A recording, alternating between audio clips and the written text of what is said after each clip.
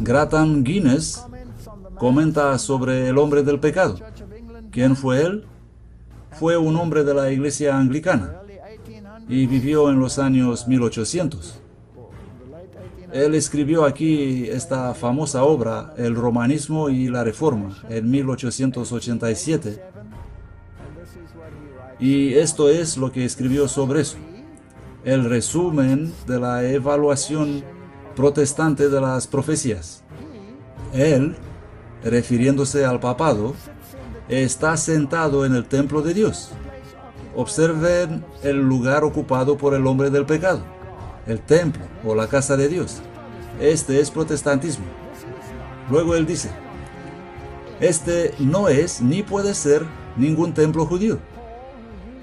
Pablo, que utiliza esta expresión en su retrato profético del romanismo, lo emplea tanto en Corintios como en Efesios con referencia a la iglesia cristiana. En la segunda epístola a los Corintios, escribiendo a los cristianos gentiles, él dice, vosotros sois el templo del Dios viviente. En Efesios llama a la iglesia un templo santo, morada de Dios en espíritu. Para Pablo, enfáticamente, el templo de Dios será la iglesia de Cristo. Este es el templo en el que el ojo profético vio al hombre del pecado sentado. No es una persona o un templo de piedra, sino un poder en la iglesia cristiana. Pero la nueva filosofía dice, es un hombre que se sentará en un templo de piedra. Sin embargo, para conseguir que la gente crea eso, tendrás que crear una nación. Y no solo eso, tendrás que recrear la nación judía. Cristo te dijo que está desolado, pero tendrás que restaurar el templo. Tanto que la gente pueda decir, oh, sabemos que vamos a ser arrebatados cuando va a pasar esto. Cuando en realidad los está engañando de forma individual. Ahora, aquí son los templos. El primer templo, como se veía, y el modelo de cómo se veía el segundo templo. ¿Y están preparando el tercer templo? Sí, precisamente esto hacen. Aquí tenemos el menorá preparado para el tercer templo. Vamos a asegurarnos respecto a esto. Segunda de Corintios 6:16. ¿Y qué acuerdo tiene el templo de Dios con los ídolos?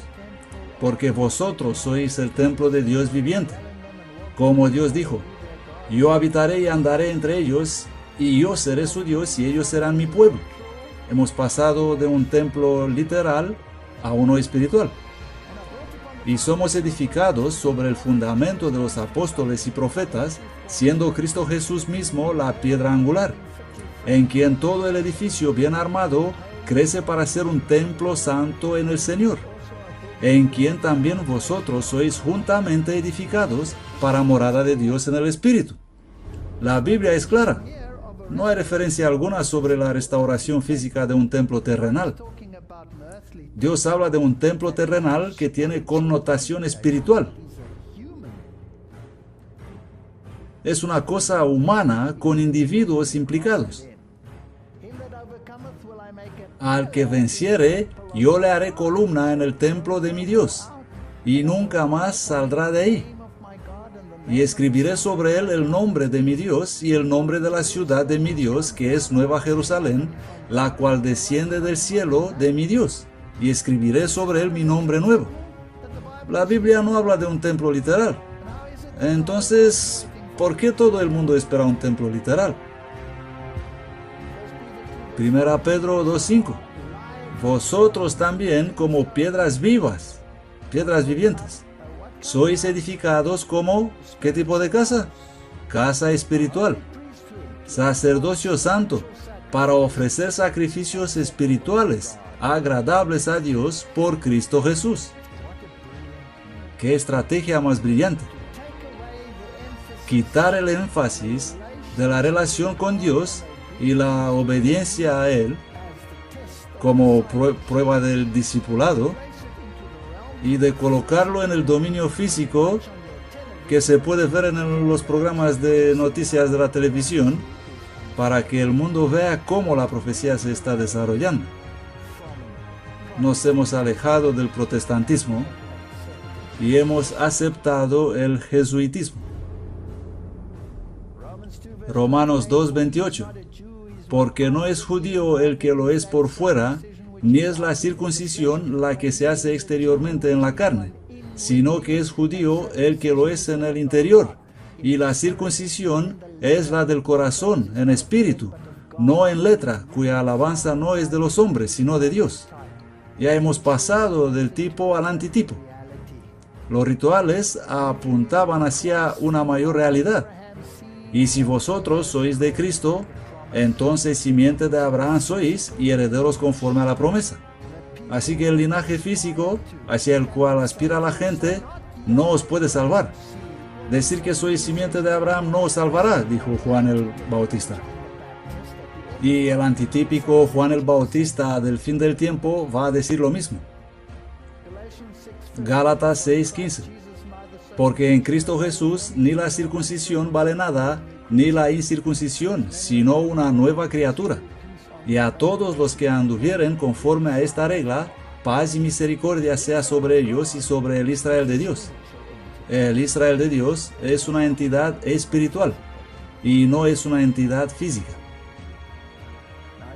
Si miramos las enseñanzas del dispensacionalismo, vamos a ver qué enseña. Los cristianos tienen un interés en Jerusalén e Israel. Este es dispensacionalismo. Esto es lo que el mundo crea hoy. Esto es lo que predica el mundo evangélico. Esto es lo que integra el mundo pentecostal. Esta es la máquina de poder de la moderna interpretación profética cristiana. Es tan lejos del protestantismo como el oriente está del occidente. Es una capitulación ante el jesuitismo. Tal vez uno de los signos más importantes que buscan es la reconstrucción del Santo Templo en el Monte Moria, el tercer templo y la reinstauración de los sacrificios del Antiguo Testamento. Si estoy restaurando los sacrificios, ¿qué estoy diciendo? No estoy diciendo que el sacrificio de Cristo es sin efecto, que no cumplió el tipo. No es Él el Cordero de Pascua. Esto sería seguido proféticamente por la aparición del hombre del pecado, el anticristo, en el templo para terminar con todo. Esto es lo que todos creen hoy. Esto no es lo que la Biblia y el protestantismo enseñan. Para poner fin a las oraciones y sacrificios. Esto se llama la abominación desoladora o la abominación de desolación. Daniel 9:27. Esto es lo que creen. Se trata de una totalmente nueva teología. Y para llevar a la gente a creer esto, tienes que estar preparado para desplazar millones de personas y conducirlos como manada a Palestina para crear una nación que cumpla la profecía. Pero para hacer esto, tienes que controlar todas las poderes que están implicadas en el juego. ¿Es lógico? Y aquí es donde entran en escena las sociedades secretas. Todas las que fueron preparadas durante este tiempo. Bueno, esta es una realidad. Están realmente diciendo eso. Sí, esto hacen. Puedes mirar sus páginas web, es muy interesante.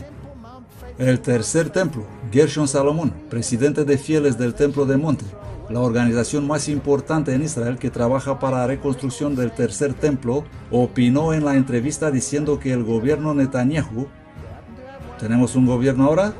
Pues resulta que tenemos uno. Sería buenas noticias para las perspectivas de reconstruir el templo. En las campañas políticas anteriores, Netanyahu había incorporado a la plataforma de su partido Likud que si fuera elegido primer ministro, presionaría para la apertura del monte del templo para el culto judío. Y afirman que los fieles del monte del templo tienen la piedra angular lista para ser colocada. Además, el instituto del templo ya tiene todos los muebles y vestimentas sacerdotales listos para el tercer templo. El sacerdocio y el Sanedrín se han restablecido. Estamos preparados y el mundo no puede esperar para este evento. Y una vez que esto sucede, los cristianos serán arrebatados. No existe tal cosa en la Biblia. Esta es una nueva teología. Esta es una teología concebida por romano-católicos y vamos a tratar con esto en detalle en las futuras conferencias para mostrar que no es bíblico. Pero no es un templo literal de piedra que está involucrado, sino un templo espiritual. El pueblo de Dios, basados en la palabra, en conflicto con el hombre del pecado y su falsificación. Cuando Cristo vino la primera vez, estableció su iglesia, el templo espiritual, sobre la nueva piedra angular, y el muro de separación entre judío y gentil fue derribado. Esta nueva filosofía, esta nueva religión, que literaliza las profecías atrás, hacia una Palestina literal, hacia un Estado judío literal, no tienen fundamento en la Biblia. Amos 9:11: en aquel día yo levantaré el tabernáculo caído de David, repararé sus brechas. Sobre esto hablamos en esta serie. Tenemos que reparar las brechas.